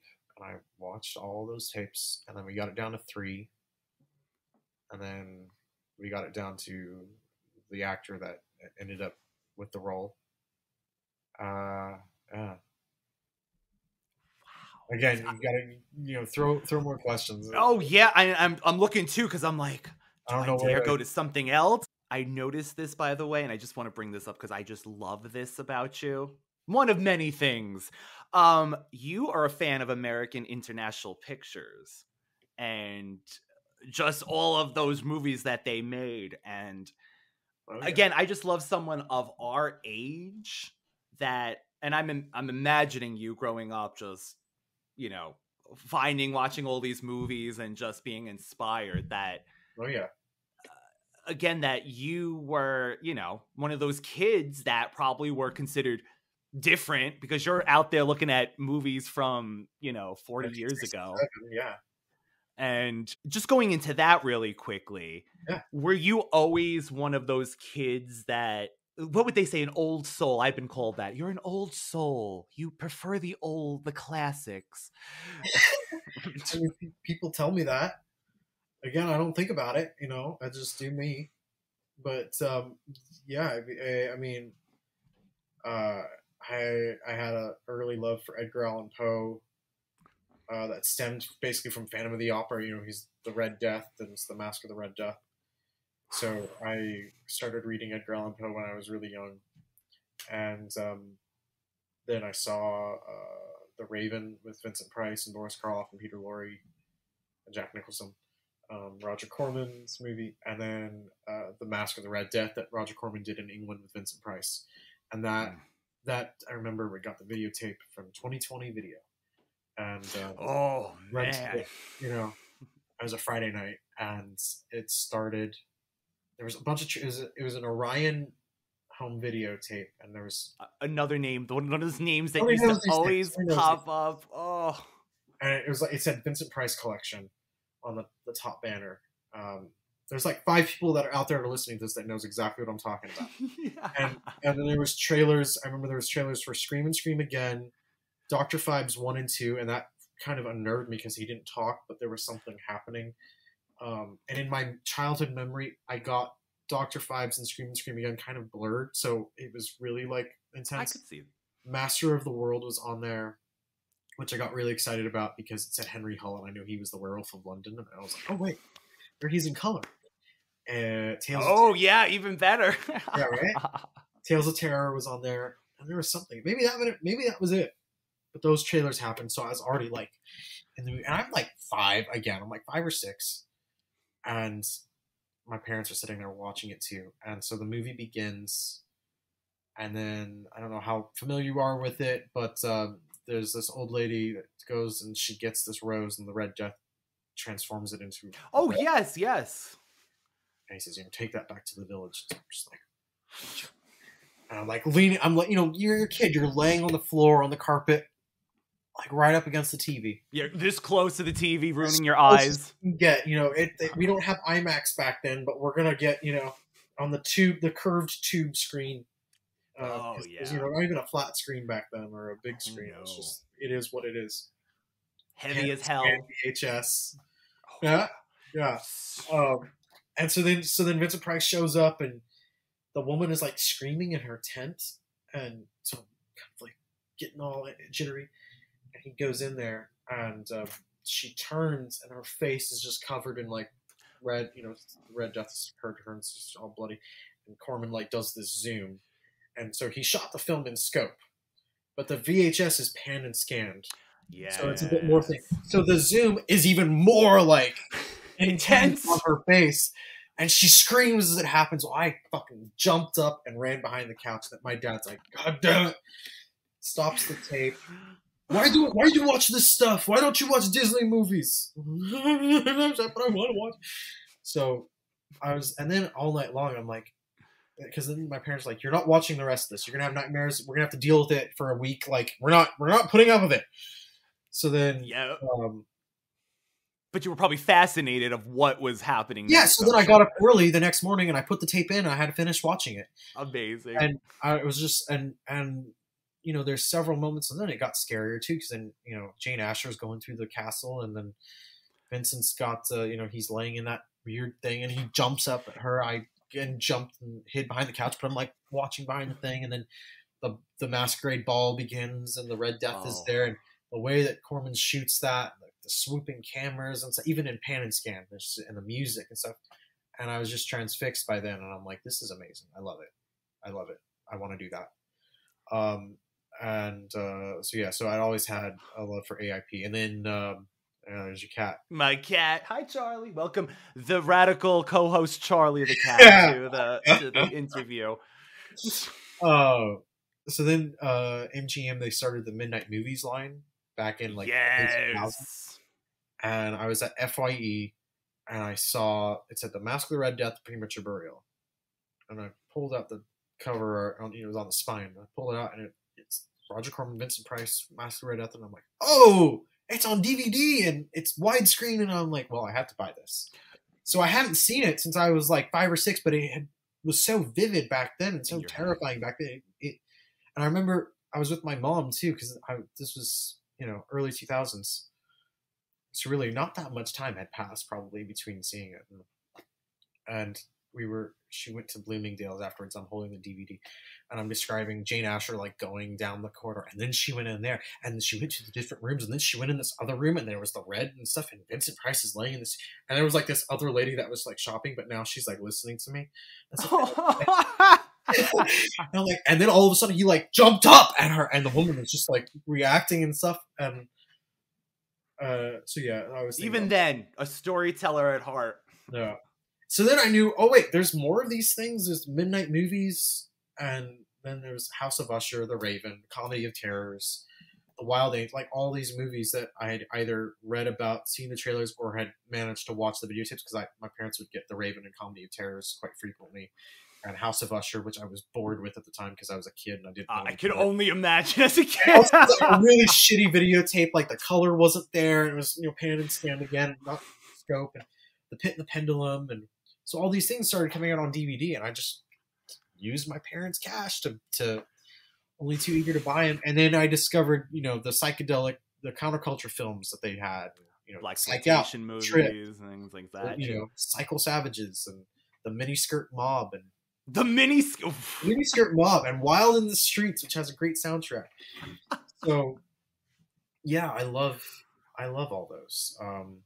And I mean, getting to Todd Tarantula for a moment, the Wild Angels with the bikers and then the LS. I'd never heard of LSD till I was 11, but watching The Trip, and I was like, that's kind of cool. And so all that, funneled into Todd Tarantula, this drug addicted biker kid that's just lost in LA dealing with shit. And the colors, especially color is just pop for me. So, I mean, even the poster of Todd, which I know you have over there, right? The Blu-ray. The colors are just gorgeous. Like, this speaks to me. Thank you. Okay, I want to bring this up quickly too, because I feel like not many kids, Bunnicula, the 1970s book series, when I heard that you were a fan of that, and of course you are, I should have known this already, just, figuring your beautiful education you had with films growing up. I mean, would you ever want to do anything with Bunnicula? Yeah. I mean, I remember, I don't even know when, I mean, I guess this comes from, again, something that I don't know they do nowadays. The Scholastic Book Fair at schools. Oh, those were the best. You get the little. Still do those? I probably not. Everything's probably digital now. Yeah, my God, what a shame. If they can even read today, I don't know. I mean, truly, we're at the best point. We didn't have cell phones and technology. Thankfully. We were the last generation that would go outside to play, and you had to use your mind rather than sitting there on your phone, able to connect and learn anything, at the click of a button. You had to rewind the VHS tape. Anyway. Like you said, exactly the point when you said you had to go from VHS, and then when they started releasing the movies, and you got to see them how they were intended in the full. Because Laserdisc was around, but if you had to have a Laserdisc player, and you had to flip the disc over, and exactly, and they were expensive, and they were gigantic. Gigantic and expensive. I try to tell. I have a younger friend of mine who's an up and coming film historian and film journalist, and I'm like, well, I mean, he was 3 when The Dark Knight came out, so that tells you how. Oh my God! So I'm like, the other day he asked me, he's like, I mean, we're totally getting off topic here, but he's like, I don't get the hype around Titanic, and I'm like, dude. Well. It was a thing for months. I mean, I feel like even longer. It never ended. It was a year. It was a solid year of just that. And then did you tell him about the midnight release of the double VHS? Yeah, and I'm like, you had to. It was, and then it was, and that too was expensive. And then you had to put in tape 2 because it stopped midway through. He's like, but why was it such a big? I'm like, okay, picture it like the Avengers is coming out. But truly, I'm gonna say something also here. I don't care about Avatar. I saw the first one when it came out because we all had to see the first one because it was this new technology and then the 3D, and we hadn't seen 3D in a long time, and so we all had to go see it. It was Dances with Wolves. Yeah, it was. We all know. We all know Jim. And I don't care about 2. I don't care about 3 if it's 9 hours. I don't care about 4. I didn't ask for it. I definitely didn't ask for 5. Yeah, and isn't that planned for years too? It's just like, yes, the sequel, the third. Are we gonna be alive by the time the fifth one comes out anyway? Because, like, I mean, look at how long it took. Never. I don't care. I'm so glad you said that, Ansel, because I felt like I was one of the only people that didn't get that. I mean, I got it at the time, like you said, because of the technology. Yeah, it was we had to go see but like, I don't know. I've talked to a couple of other people, and I know that I'm not alone in this. But good. I'm so happy to hear that. Yeah, like, I mean, yeah, okay. Terminator 1 was cool. Again, we hadn't seen anything like it. Terminator 2 was also, we hadn't seen anything like it, and it took the first one and flipped it on its head. And they're both incredibly relevant right now with what we're going through. True Lies. Oh, True Lies. That was, I mean, yeah. I'll keep my mouth shut. Titanic was a thing. Like, also, it was for, I mean, we don't have movies now that are made that are, like, intelligent for adults about people. Like, yes, Jim Cameron, if you go make a film like Titanic, where it's about people and it's real and it's like we can something connect to, yes, go for it. Because I'm still having anxiety about, like, I mean, I know what's going to happen. I know that, like, you know, the door is not going to be big enough and he's going to fall in the thing because he's going to the other one. But, like, Billy Zane has handcuffed Leo down there, and you see the water rising, and Kate Winslet's like running to go, and like you're still like having anxiety if you're watching it on Blu-ray today. Like, it's like a great film. So anyway, we've gone to I love, I mean, we're a retro podcast, the 90s here. It's beautiful. You touched on things that I love to hear about. So yeah, definitely. We went from Bunnicula to me ranting about Titanic, but like, it's because the Scholastic Book Fairs. Do they still do them or not? I really, honestly, I hope if there's a listener out there that please let me know if you have kids and it happens in your state or your country. Let us know, because I would love to know. Yeah, right. Hopefully it does. Hopefully, let's hope. There's still hope. Nothing like a physical book, I say. Yeah.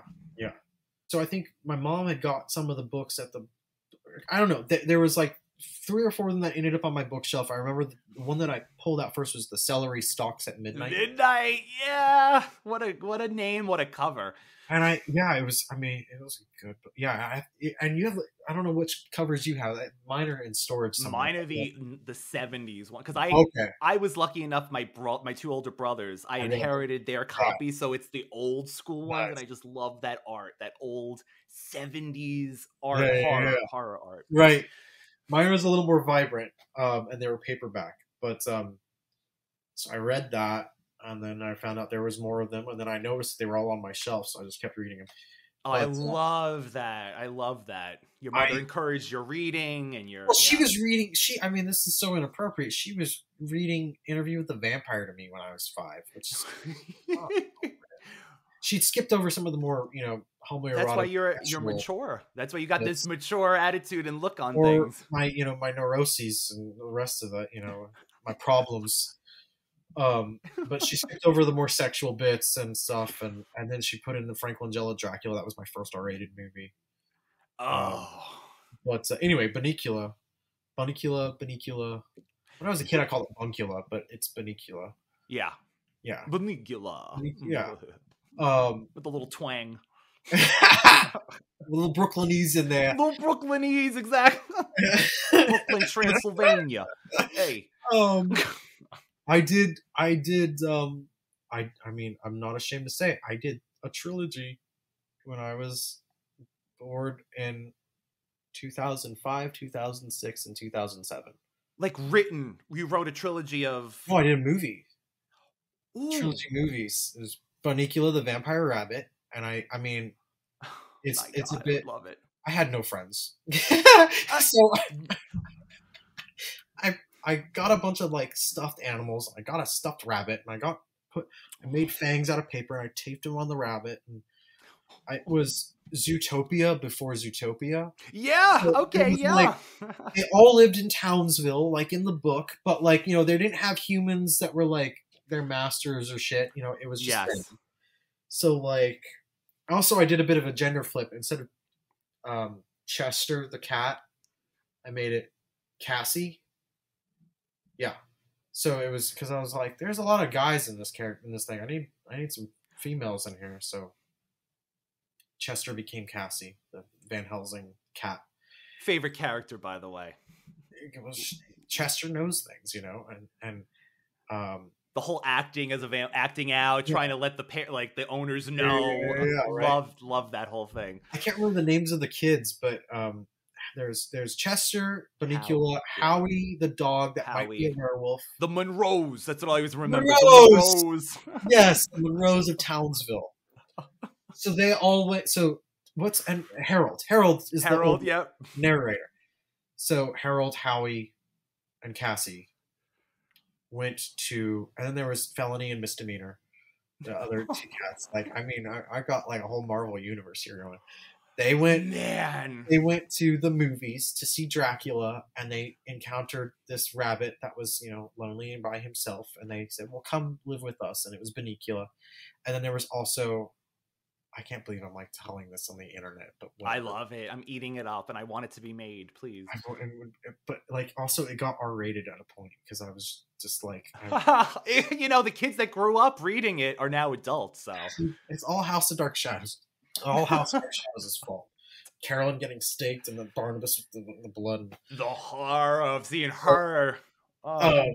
There was another dog or a cat. I'll say it's a cat. I don't remember. Named Georgina, that was like their friend, and Bunnicula fell in love with her, and then turned her into a vampire. Yeah, and then he ran away, and Cassie figured it out. So then they like got hold of felony and misdemeanor, and they're like hunting through Townsville. What a name! I love the names. The carrots that were like drained of. You know, so you kept you kept the juicing of like him sucking the juice out of the. I kept certain things, so then I was pulling from different parts of the different books. So, like then in Celery Stalks at Midnight, I don't know if you remember, they get in the garbage truck because they're like trying to stake the carrots. Yeah. And then the garbage truck. So like, oh my god, yes! I filled it with a bunch of shit and newspapers and stuff, and then I had the stuffed animals, and I would shake the box, and I had the camera like aimed down, and I was doing all the I had no friends, I had no life. And I would do other voices. Ansel, I wish I was around then because I was making movies with action figures, hoping to have friends to do that with too. So again, you lived my dream. Yeah. So then Bunnicula, he graduated from drinking, you know, vegetable life force to he drank from Georgina and liked that, so he tasted blood, and then. She died. Yeah, she died, but didn't come back as a vampire. And then Cassie and them, they led the hunt, and they ended up back at the movie theater. And then there was a couple. I want to say there was a couple like zombie vegetable things that they had to like dispatch. Which right up my alley. This is so weird. I mean, like, what drugs was I on as a kid? But, like. You were high on life. I was high on life. High on watching The Trip that Peter Fonda's dropping acid, and I'm living vicariously through it. But, like, Bunnicula was, like, up in a balcony, and then he flew down, and there was a fight between them, and then Cassie impaled him the way that Roger Davis impales Jonathan I love it. in House of Dark Shadows. So I had, you know, I had, like, a barbecue skewer that I, like, put red marker on, so it was, like, the blood and stuff. And I, like, impaled this stuffed animal. I'm like, it's gotta happen, you know, there's no... Did this shit. No faking in this movie. No fake. This is practical effects. You know, right. No animals were harmed during the making of this picture. Just that poor stuffed rabbit. Yeah. Oh, I know why I changed it from Chester to Cassie, because my cat at the time was this fat ginger tabby named Molly. So I would put Molly in my movies. This is so embarrassing.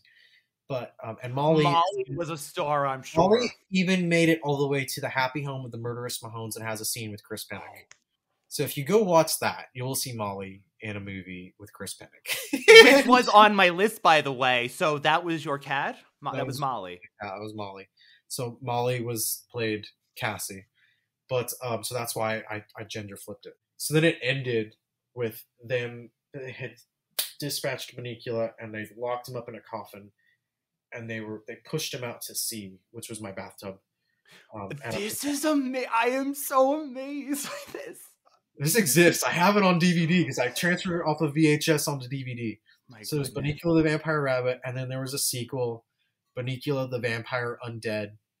They all went out to the country on a vacation to reprieve from the events of the first film.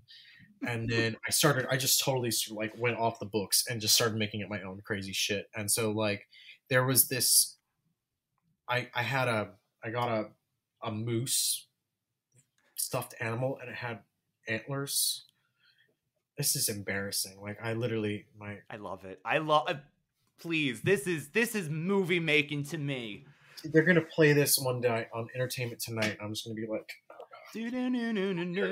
but, like I had and so like his horns just looked, you know, like the Wicker Man and like, you know, the witches and like some shit like demonic. Like so, I'm like, okay, well, this moose is like this occult priest, and so he finds the shipwrecked. No, it's not shipwrecked. The coffin of Bunnicula has like, you know, washed up on shore, and he has found it, and he resurrects Bunnicula, and now they're out in the country, and so then felony and misdemeanor, they hear these weird voodoo noises, and they go through the woods and stuff. Like I walked with a zombie, and they come upon this ritual, and Bunnicula is there with this priest, and they've resurrected Georgina, who's now a vampire, but she's also pregnant. So then, my God, what a way to come back to life! Spoiler, yeah, right. Undead vampire dog cat thing with the pregnated by a rabbit, and they're vampires, and shit's going down. And long story short, it ended. They tried to defeat everything, and it ended. I ripped off Alien. The spawn of Bunnicula burst through the chest of this stuffed animal, and it was this like demonic little fucked up looking creature thing. I sculpted out of clay in art class. Covered even it more. You literally, I love this. Art class was involved too, so you use the sculpture then. Like if I, you know, and so it ended on a cliffhanger. I can't believe I'm telling you all this. It ended on a cliffhanger because now the love of Bunnicula's life was totally destroyed, and the occult moose priest has taken the spawn of Bunnicula, and they've gone off, and they went to, this is now here we're going to get real deep cut geekery. They went to Chateau Bow Wow from the books, which was the spooky daycare for the animals. Was that? I think that was after the Holiday Inn. That was it. That was Holiday Inn. Okay. Yeah. Chateau Bow Wow. My life will never be the same after this discussion on the internet. But they went off to that. So then the third movie, it started off with a black and white origin story of how Bunnicula was just this poor rabbit that was kidnapped by a mad scientist and transformed into a vampire and then let loose. I don't know why we let him loose. So did this whole little recap. And then Bunnicula has now joined forces with Cassie and Harold. Oh, Howie got killed, by the way. Howie got killed. Was it one of the original core cast? Goodbye, Howie. Yeah, it was.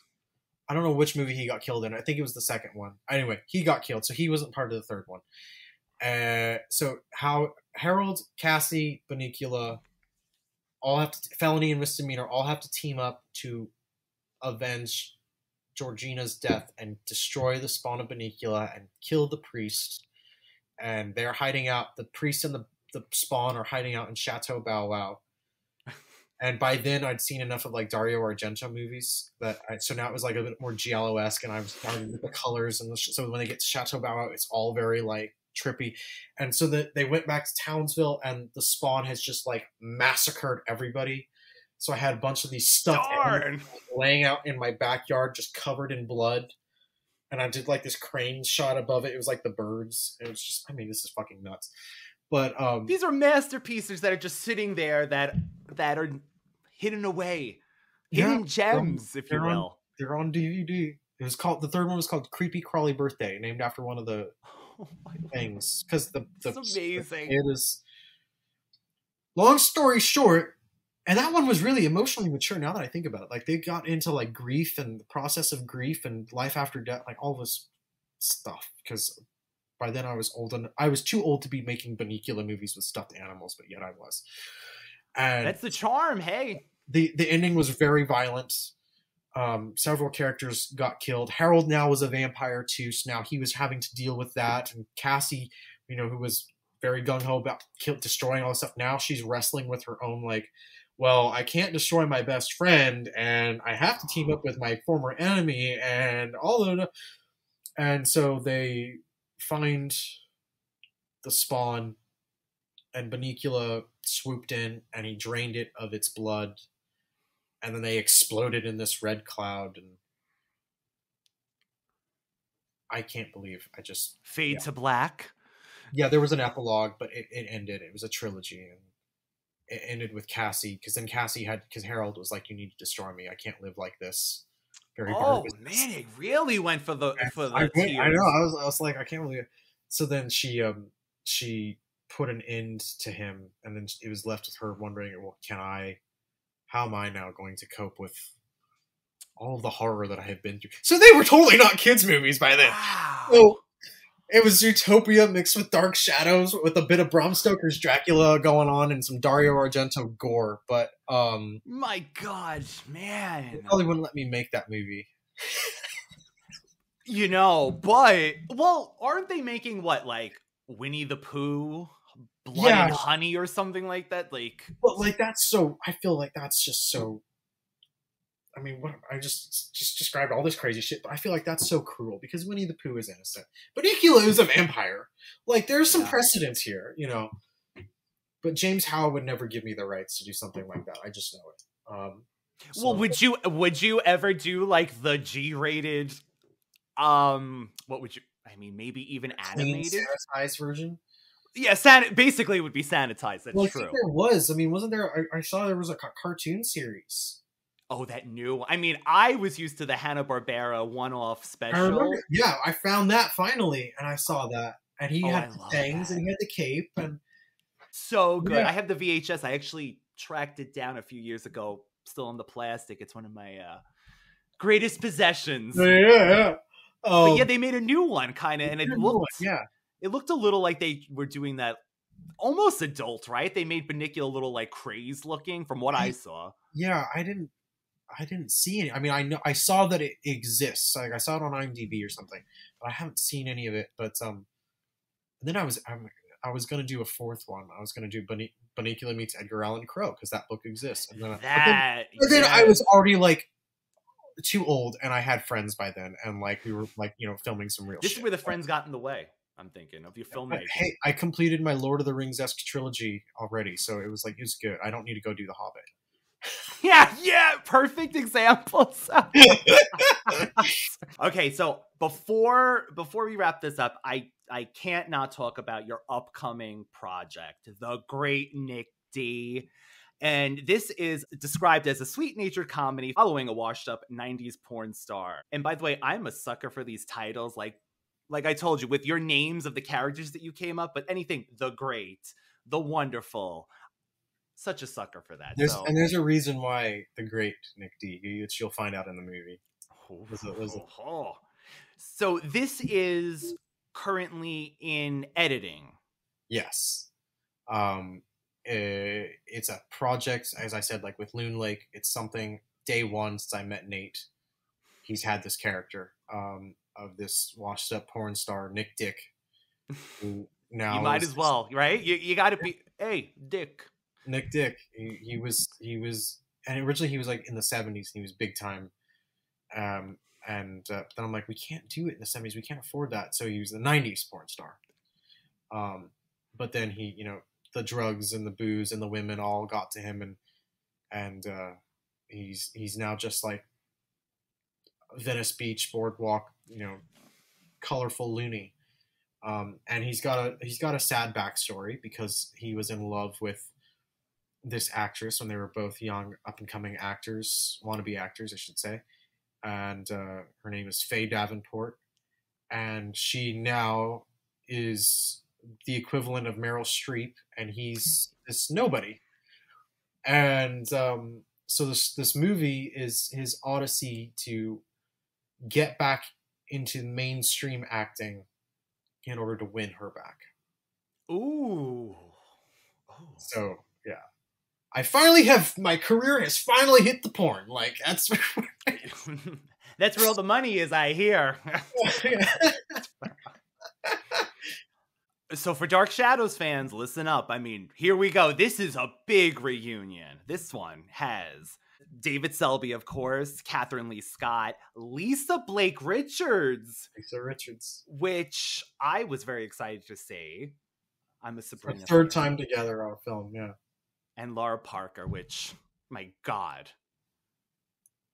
And Jerry Lacey makes a cameo. Oh, yeah. Okay, so Dark Shadows fans, this is for you. And then also we have Olan Jones from Edward Scissorhands and Natural Born Killers and Miracle Mile and The Truman Show, and a very big role. She was amazing to work with. She's so funny. And then we have film director Sam Irvin, who did Elvira's Haunted Hills, and he was an executive producer on Monsters. And he plays a part. Sam's a good friend, and I pitched him this. I'm like, he's never going to do this. Like, why does he need to come do my thing?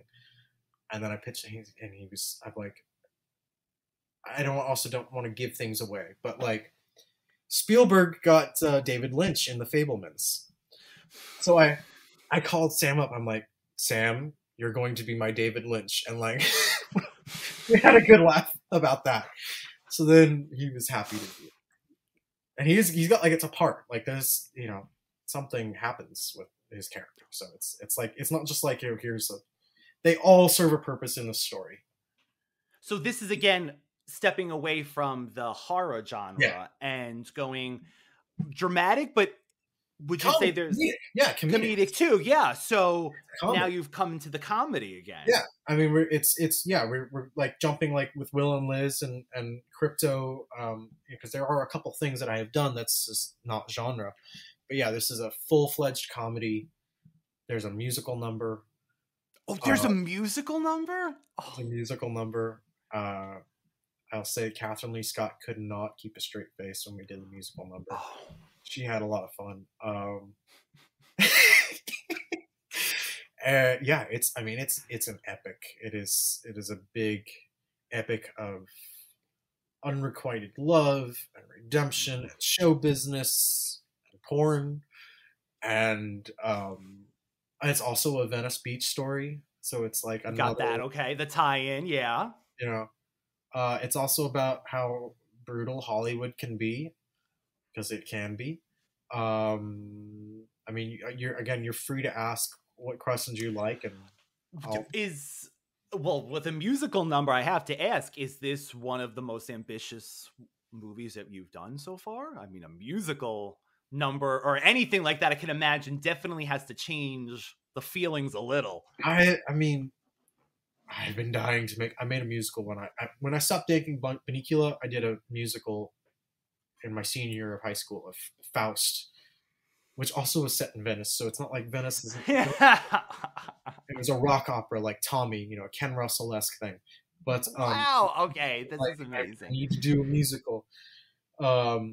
Is this the most ambitious? I want to say no. I want to say Moon Lake was more, because we were shooting, out of state. We had to do.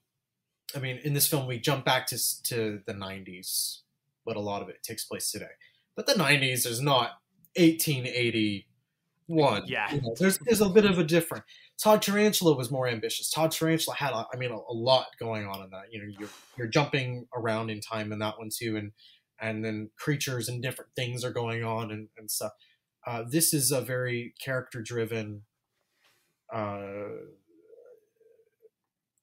films that have been touchstones for me for this. I mean, is a bit Fellini-esque, at least in the years and years and years of myself and Nate, developing it and writing it and rewriting it.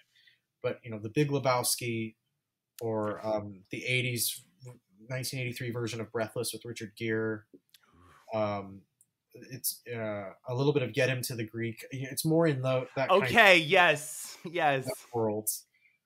So is it the most ambitious? I don't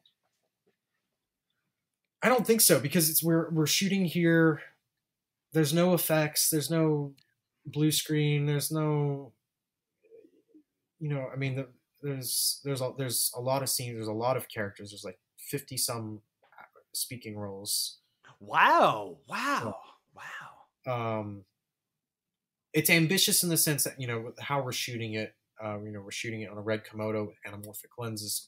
It looks so rich, and it's not as down and dirty as I would say. Todd Tarantula is a little down and dirty. Yes. Yes. Grittiness. Yeah. But in terms of like the story and the storytelling, no, I would say Loon Lake was probably more ambitious and more complex. This is, manageable. Practical, like you're saying, everything's practical. Locations. Yeah. When is your I haven't release? cried in the edit like I cried editing Todd Tarantula in frustration. Oh, in frustration, I'm like, oh, you had such a moving. Oh no, it was frustrating. It was a frustrating movie. You do one of the hands up in disgust, like that. I'm sorry, I interrupted. Oh no. So timeline wise, when is The Great Nick D potentially coming out? Yeah. I would say.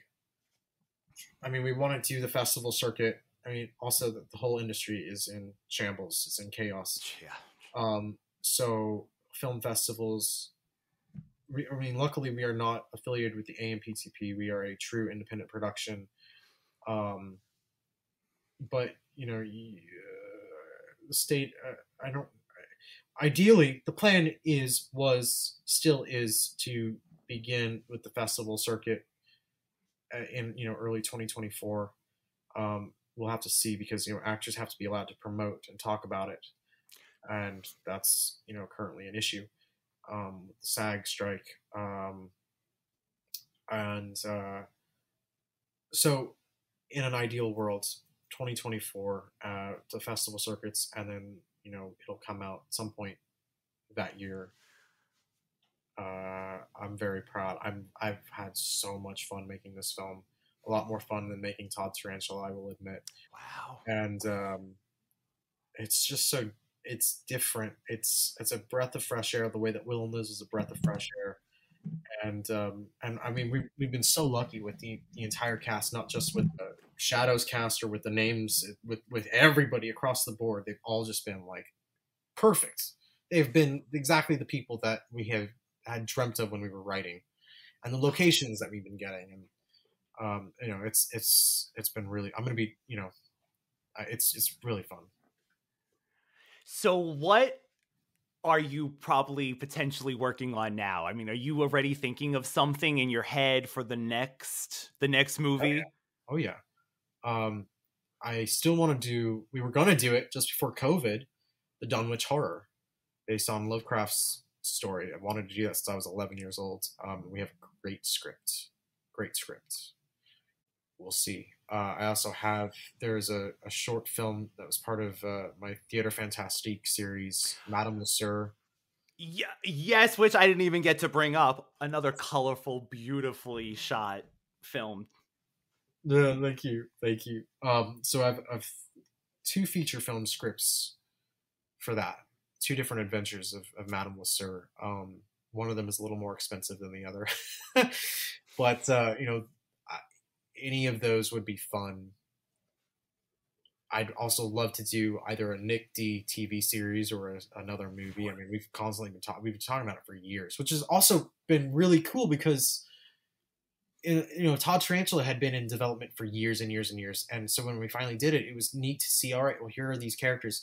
The script had evolved a bit since its initial incarnation, so things were kind of different, but it was still that.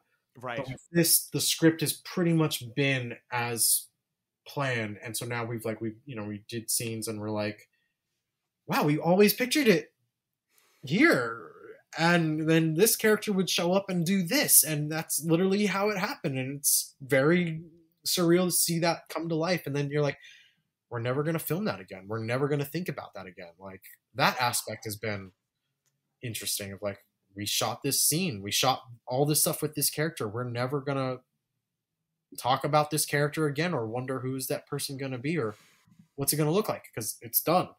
But it's been even more gratifying because it's been exactly how we've pictured it for a decade. So we had so many ideas to go on, and do a series or another film or a couple films. So it'd be fun. It'd be so much fun.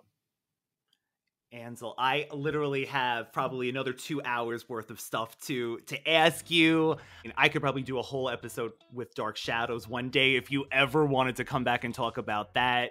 Yeah, I have stories. Oh my God. Oh. And we will have Ansel's links, of course, in the description wherever you're listening to this. If you're listening to the audio version, in the bio. Would you say your official website, Ansel, would be the best place for anybody to find anything? You won't find the Bunnicula movies on there, but you'll find everything else. The streaming links, the DVD links, the Blu-ray links. It's all on Hollinsworth Productions. And there's also you can watch my YouTube channel is also like linked into that website. So yeah, Hollinsworth Productions is the place to go. Which, by the way, one of my questions was, where did the name come from? It's my middle name. Is that the H? It's my middle name. What a grand middle name you have there. When I was a kid, you watch Universal monster movies and you'd see the Universal logo and I was like, well, okay, if I'm going to do this, when I was really young, if I'm going to do this, I need a logo, because it can't be Universal. And so then I just took my middle name, and I'm half Irish, so I drew a shamrock, and then I drew a blue box around it, and I wrote Hollinsworth Productions in red marker, and then it just has been the logo. The evolution of the logo traveling back to an older project in the research. Oh, yeah, it has.